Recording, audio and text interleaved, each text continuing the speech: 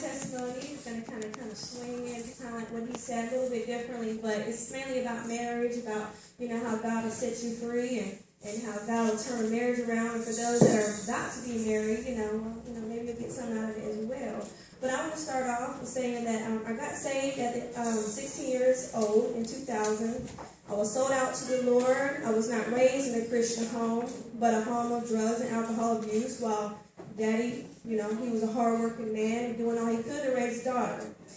I met my real mother at age 11, and she died the year I got saved on Christmas Day. I fell away from God because I was mad that he took my mother away.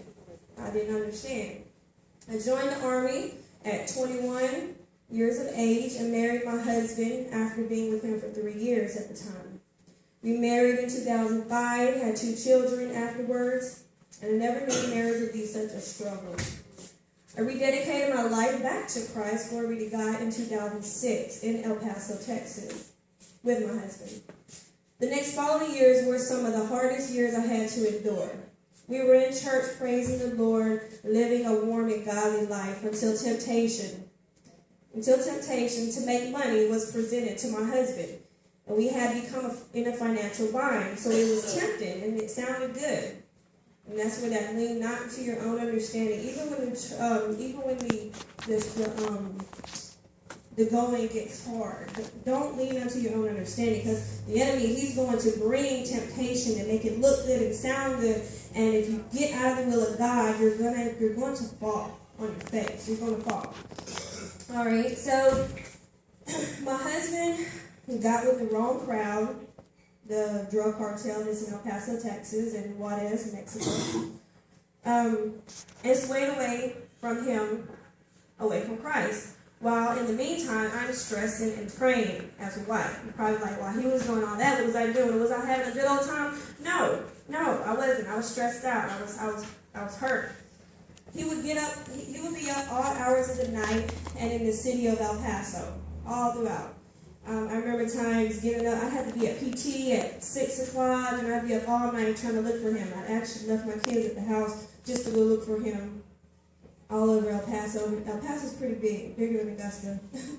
I would be worried sick because by this time I knew he was on drugs. So not only did he sell the drugs, but he was on the drugs as well. The drugs had got him.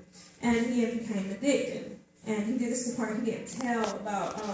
He did go to drug rehab, but that didn't work because he didn't have Jesus. So you go to drug rehab, it doesn't work if you don't have Jesus. Addiction leads us, it's true, yeah. Addiction, it leads us to worse financial troubles in which we are still, right now, climbing out. Deeper and deeper in debt, and our mortgage to our beautiful home we had recently bought in El Paso was behind, barely able to put food on the table. And thank God our kids were little and didn't eat too much, so I would go and buy things from the dollar store to feed our family. And sometimes I just wouldn't eat sometimes, or eat little bitty foods or whatever, just because I was afraid the little bit of food that I did have left, I wasn't going to have enough for tomorrow. So I just, kind of ate when I could. While at the same time questioning my marriage and pleading to God to save my husband. I was questioning my marriage. I'm like, did I do the right thing? Just all kinds of thoughts in my head that the devil brought. I thought to myself, Lord, my kids will end up the way I was raised, and so I panicked by soon taking matters into my own hands. I got weary of waiting on the Lord to answer. And that's where, God said, be not weary in well-doing. For due season you will reap a harvest. But I got weary. A lot of praying. I had already put my husband in rehab, and even in the Army. And even the Army allowed me to be off as long as I needed for my husband to get his life clean.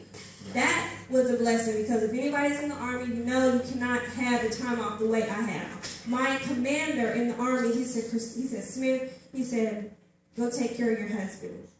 Who does that? If you were in the Army, just let me know.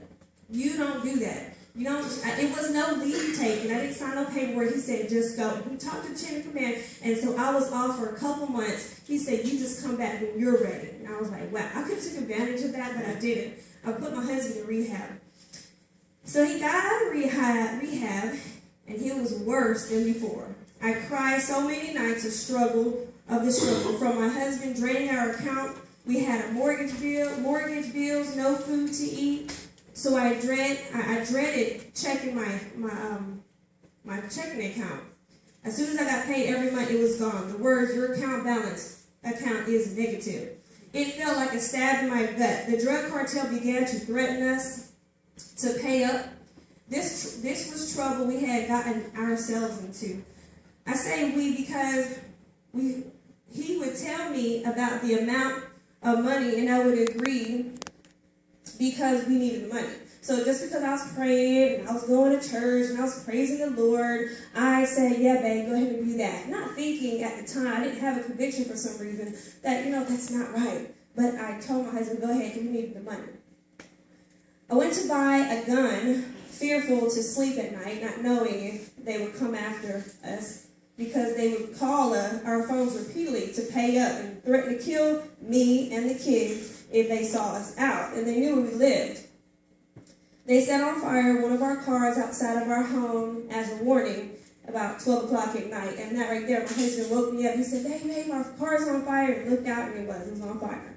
And that was just a warning. And that's when it really was it was setting in. And I get more fearful. So, ended up, thank God, I got stationed at Fort Leavenworth, Kansas in 2009. And it was then where my husband and I began to be split apart. He thought we were going to be together, but I had all intentions of divorcing him. I was gone and become cold-hearted toward him and God. I just thought it had been so long and God did not answer my prayers. I began partying, going out at night, and I even cheated on my husband. Am I proud to say it? No, I'm not, but that's what I did. My husband called and said he wanted to come home and be a family, and that he was going, and that's what he was going to do. But I told him I didn't want him to come back, but guess what? According to Army policy, he had to come back, or else, he could hang that adultery over my head, because the Army don't play that mess. So I had to surrender. He came home. I stopped cheating. We both figured, let's work it out for the kids' sake, not knowing that our intentions will really be the will of God working out our marriage. So that we had all the intentions, but that was just the plan of God, because he wanted our marriage to work out. My husband demanded that we start praying every night and go to church, and that is what we did. He took all initiative this time, because before I did, but I had got weary. So he took all initiative, and by praying every night, making sure, hey, let's pray. So we become a praying family. Many times I felt the urge to resist the small voice in my head, wanting to spout off at the mouth or wanting to say whatever I wanted to say because that's how I felt. But I would hear God say, submit and humble yourself. So I just began listening to that. And so that was me fighting my flesh.